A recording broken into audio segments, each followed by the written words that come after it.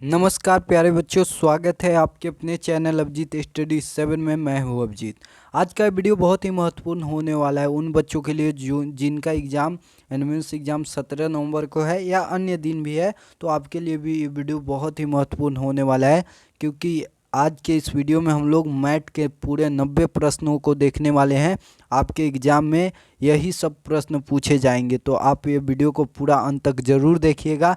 और चैनल पे नए हैं तो चैनल को सब्सक्राइब कर दीजिएगा। और प्रतिदिन शाम 7 बजे लाइव क्लास हो रही है, तो उसमें ज़रूर आप जुड़िएगा। चलिए तो इस प्रश्न को देखते हैं, पूरे 90 प्रश्नों को। पहला प्रश्न दिया गया, देखिए श्रृंखला जिसे हम बोलते हैं, रीजनिंग, श्रृंखला रीजनिंग से संबंधित सवाल है। देखिए 11 दिया गया है, 8 दिया गया है, 16 दिया गया है, 12 दिया गया है और उसके बाद 36 और उसके बाद 31। तो ऑप्शन में दिया गया 155, 124, 62, 108। तो इसका सही आंसर क्या होगा? तो चलिए देखते हैं इसका सही आंसर क्या होगा। देखिए इस ऑप्शन में दिया गया है, देखिए तो सबसे पहले हम हल करने के लिए सबसे पहले इधर लिख लेते हैं 11, फिर 8 दिया गया है, फिर 16 दिया गया है, फिर 12, फिर 36, फिर 31। तो चलिए हम इस प्रश्न को हल करते हैं, रीजनिंग के श्रृंखला रीजनिंग को। सबसे पहले 11 और 8 में अंतर हम देखेंगे, तो अंतर कितना हो जाएगा? तो देखिए अंतर कितना का हो जाएगा, तो अंतर 3 का हो जाएगा। 8 में 3 जोड़ेंगे तो 11 हो जाएगा, 11 में से 3 घटाएंगे तो 8 हो जाएगा। चलिए तो अब 8 और 16 में हम देखेंगे, तो 8 में अगर 2 से गुना करेंगे, 2 से मल्टीप्लेक्शन करेंगे तो 16 हो जाएगा, यानी ये 2 से मल्टीप्लेक्शन कर रहा है। फिर 16 और 12 में देखेंगे, 16 और 12 में देखेंगे तो हमारा क्या हो जाएगा, तो अंतर कितने का दिखाई दे रहा है, तो अंतर 4 दिख रहा है। अगर 16 में से 4 घटेगा तो 12 हो जाएगा, यानी 4 का अंतर है। फिर अगर 12 और 36 के बीच हम अंतर देखेंगे, तो 12 तिहाई 36, यानी 3 से मल्टीप्लिकेशन कर रहा है, 3 से गुना कर रहा है, तो ये मल्टीप्लिकेशन 3 से कर रहा है। फिर यहाँ 36 और 31 है, 36 और 31 में अंतर देखेंगे तो हमारा अंतर कितना निकल जाएगा, तो अंतर 5 निकल जाएगा। अब ध्यान से यहाँ पर देखने पर देखिए, एक स्टेप छोड़कर फिर 4 अंतर, यानी 3 के बाद 4 अंतर, उसके बाद 5 अंतर, और उसके बाद इसके बाद 6 अंतर नहीं होगा, क्योंकि एक एक स्टेप बढ़ा बढ़ा कर रहा है। तो देखिए यहाँ पर क्या हो जाएगा, तो -5 है, -3 पहले किया है, उसके बाद 4, 5, यानी बढ़ते क्रम में है। और यहाँ देखेंगे दूसरे नंबर से, तो मल्टीप्लिकेशन 2 से किया है, 3 से किया है, उसके बाद किससे होगा, तो उसके बाद इसका मल्टीप्लिकेशन के पहला देखिए स्टेप क्या है, पहला है स्टेप माइनस का, यानी अंतर का, उसके बाद मल्टीप्लिकेशन का, फिर माइनस का, फिर मल्टीप्लिकेशन का, माइनस का। तो अब किसका किसका यहाँ पर जगह आएगा, तो मल्टीप्लिकेशन का, क्योंकि ये यहाँ अंतर हो गया है, तो इसके बाद मल्टीप्लिकेशन आएगा। तो मल्टीप्लिकेशन किससे करेंगे, तो देखिए पहले 2 से किया है, उसके बाद 3 से किया है, 2 से करने के बाद 3 से किया है, तो उसके बाद हम किससे गुना करेंगे, तो 4 से। तो 4 से किस अंक में करेंगे, तो देखिए यहाँ पर कौन अंक है, तो 31 है, तो 31 में हम 4 से करेंगे। तो 31 में 4 से करेंगे तो कितना हो जाएगा, तो देखिए 124 हो जाएगा। तो 124 बिल्कुल इसका सही आंसर हो जाएगा। 124 किस ऑप्शन में है, तो ऑप्शन नंबर 2 में 124 दिया गया है, तो ऑप्शन नंबर 2 इसका बिल्कुल सही आंसर हो जाएगा। चलिए नेक्स्ट प्रश्न देखते हैं, 2 नंबर प्रश्न। देखिए 2 नंबर प्रश्न बहुत ही इजी है। देखिए 4, 10 और 22, उसके बाद 46। तो लिख देते हैं यहाँ पर 4, 10, 22 और 46। देखिए यहाँ पर क्या किया है, 4 में अगर हम 2 से गुना करेंगे और +2 करेंगे तो कितना हो जाएगा। देखिए 4 में गुना 2 करेंगे और +2 करेंगे तो कितना हो जाएगा, 4 दूनी 8 और 10 हो जाएगा। और 10 में हम 2 से गुना करेंगे, देखिए तो 4 दूनी 8 और 2 10, यानी यहाँ 10 लिखा गया है।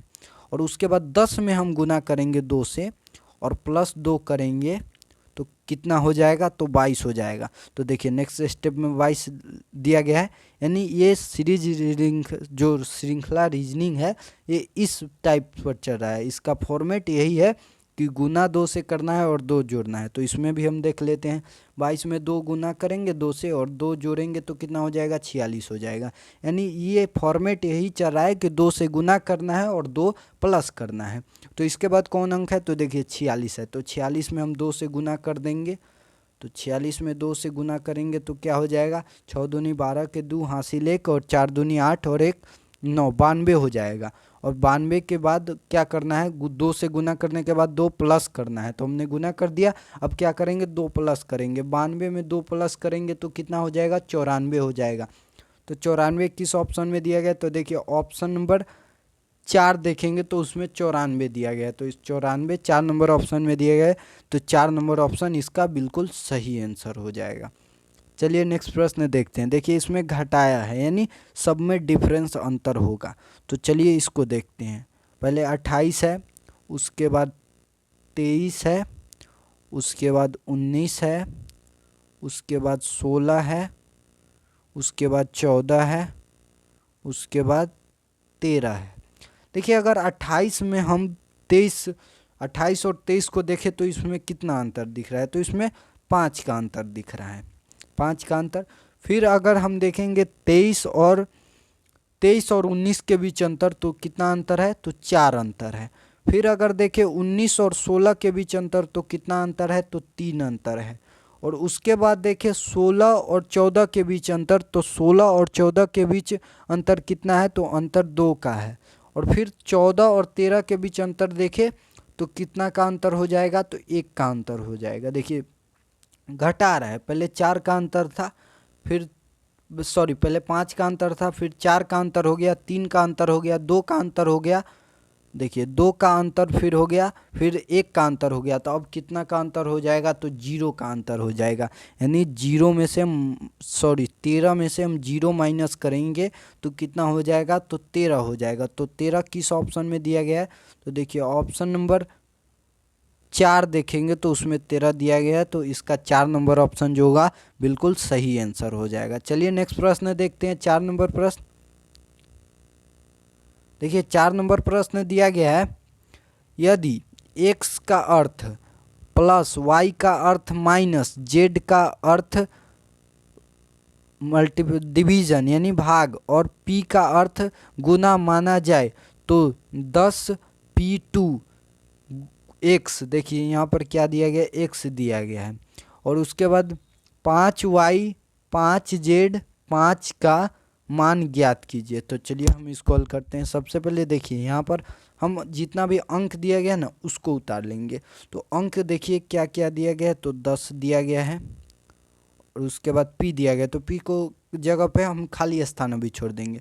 उसके बाद क्या दिया गया है, तो 2 दिया गया है, तो 2 लिख देंगे। उसके बाद क्या दिया गया, तो देखिए x दिया गया, तो इसको भी हम जगह यहाँ पर खाली छोड़ देंगे। उसके बाद क्या है, तो 5 है, तो 5 लिख देंगे। उसके बाद y है, तो यहाँ खाली स्थान छोड़ देंगे। उसके बाद 5 है, तो 5 लिख देंगे। और उसके बाद क्या है, z है, तो z का खाली स्थान छोड़ देंगे। उसके बाद 5 है, तो 5 लिख देंगे। तो चलिए हम इसको हल करते हैं। अब देखिए 10 के बाद p है, देखिए यहाँ पर 10 के बाद क्या है, p है। तो p का अर्थ क्या माना गया है, तो p का अर्थ देखिए क्या माना गया है, तो p का अर्थ गुना माना गया है। तो यहाँ पर गुना हो जाएगा, क्या हो जाएगा, गुना हो जाएगा। और यहाँ देखिए p के बाद क्या है, 2 है, और 2 के बाद क्या है, x है। तो x का अर्थ क्या माना गया है, तो x का अर्थ देखिए यहाँ पर क्या माना गया है, तो प्लस माना गया है। तो यहाँ पर क्या हो जाएगा, प्लस हो जाएगा। फिर 5 है, और उसके बाद 5 के बाद y है, तो y का अर्थ क्या माना गया है, तो y का अर्थ अगर हम यहाँ देखें, देखिए y का अर्थ यहाँ देखें तो y का अर्थ माइनस माना गया है। तो यहाँ पर माइनस हो जाएगा। उसके बाद देखिए क्या दिया गया है, तो उसके बाद दिया गया है z, यहाँ पर देखिए 5z, उसके बाद 5। तो z का अर्थ क्या है, तो z का अर्थ देखिए माना गया है क्या, तो z का अर्थ भागा हो यानी डिवीजन हो। तो यहाँ भाग का चिन्ह दे देंगे। देखिए यहाँ हल नहीं हो पाएगा, इसलिए हम इधर लिख ले रहे हैं। तो 10 मल्टीप्लेक्सन 2, 10 गुने 2 और प्लस 5 माइनस 5 और उसके बाद भागे 5। चलिए इसको हल करते हैं बोडमास विधि द्वारा। बोडमास में सबसे पहले किसका हल होता है, तो देखिए सबसे पहले भागा का हल होता है यानी डिवीज़न का। तो चलिए 10 गुने 2 प्लस 5, और देखिए यहाँ पर माइनस, और 5 में से 5 जाएगा, सॉरी 5 भाग्य 5 करेंगे यानी 5/5, तो बाई क्या आ जाएगा, 1 आ जाएगा। तो यहाँ क्या हो जाएगा, 1 हो जाएगा। उसके बाद देखिए मल्टीप्लेक्शन पहले डिवीज़न होता है, पहले देखिए बी से ब्रैकेट होता है, ओ से ऑफ होता है, डी से डिवीज़न, एम से मल्टीप्लेक्शन, ए से एडिशन, एस से सब्ट्रैक्शन। तो हमारा पहले डिवीज़न का काम हो गया, इसमें ब्रैकेट और ऑफ नहीं था। डिवीज़न का काम हो गया, तो उसके बाद किसका काम होगा, तो देखिए मल्टीप्लेक्शन, उसके बाद मल्टीप्लेक्शन यानी गुना का काम होगा। तो गुना का काम करेंगे 10 दूनी 20 और 20 बचे, सॉरी देखिए 10 दूनी 20 क्या हो जाएगा, 10 दूनी 20 हो जाएगा। यहाँ पर 2 ही गुना में है, देखिए 10 और 2 ही गुना में है, तो 10 और 2 20, 10 दूनी 20 हो जाएगा, 20 प्लस 5 माइनस 1। तो देखिए क्या हो जाएगा, तो पहले ऐड होगा, उसके बाद मल्टीप्लेक्शन के बाद एडिशन यानी ऐड होगा। तो 20 और 5 को जोड़ेंगे तो कितना हो जाएगा, तो देखिए 20 और 5 को जोड़ेंगे तो 25 हो जाएगा। और उसके बाद कितना बच जाएगा, तो 25 और -1, तो 25 -1 करेंगे तो कितना आ जाएगा, 24 आ जाएगा। तो 24 किस ऑप्शन में दिया गया है, तो देखिए ऑप्शन नंबर 1 में 24 दिया गया है। तो 4 नंबर प्रश्न का सही आंसर क्या हो जाएगा, ऑप्शन नंबर 1 24 इसका बिल्कुल सही आंसर हो जाएगा। चलिए तो नेक्स्ट प्रश्न दिया गया 5 नंबर प्रश्न। देखिए 5 नंबर प्रश्न को पढ़ते हैं। सूर्योदय के बाद उत्तर की ओर मुख करके खड़े किसी व्यक्ति की छाया और बनेगी दाएं बाएं, और वह व्यक्ति पर निर्भर करेगा इनमें से कोई नहीं। इसका सही आंसर क्या होगा, इसके लिए पहले हम लोग डायरेक्शन यानी दिशा, चारों दिशा बनाएंगे। तो चलिए हम बनाते हैं। पहले देखिए इधर कौन सा, देखिए तो इधर क्या हो जाएगा, वेस्ट हो जाएगा, इधर ईस्ट हो जाएगा, और इधर क्या हो जाएगा, तो इधर हो जाएगा नॉर्थ, और इधर साउथ। यानी देखिए तो व्यक्ति सूर्योदय किधर से होती है, तो पूरब से होती है, और उसके बाद उत्तर की ओर मुख करके, यानी वो जो व्यक्ति है वो किधर मुख किया है, तो इधर मुख किया है, और इधर मुख किया है यानी उत्तर की ओर। तब बोल रहा है कि उसकी छाया किस ओर पड़ेगी, तो देखिए ये ईस्ट है और इधर से सूर्य उगता है, और व्यक्ति का मुंह इस पर है यानी साउथ नॉर्थ यानी उत्तर पर, वह उत्तर मुंह किया है, तो उसका ये राइट हैंड हो जाएगा, राइट हैंड और वो सूर्य उगेगा। और इधर उसका छाया किधर पड़ेगा, जब इधर सूर्योदय होगा तो उसका छाया किधर पड़ेगा, इधर पड़ेगा, यानी ये उसका लेफ्ट हैंड हो जाएगा। लेफ्ट हैंड को हम क्या बोलते हैं, तो बायां। तो इसका सही आंसर क्या हो जाएगा कि उसका छाया किधर बनेगा, तो उसका छाया बायां ओर बनेगा। तो इसका सही आंसर क्या हो जाएगा, तो ऑप्शन नंबर 2 इसका बिल्कुल सही आंसर हो जाएगा। चलिए और वीडियो हम नेक्स्ट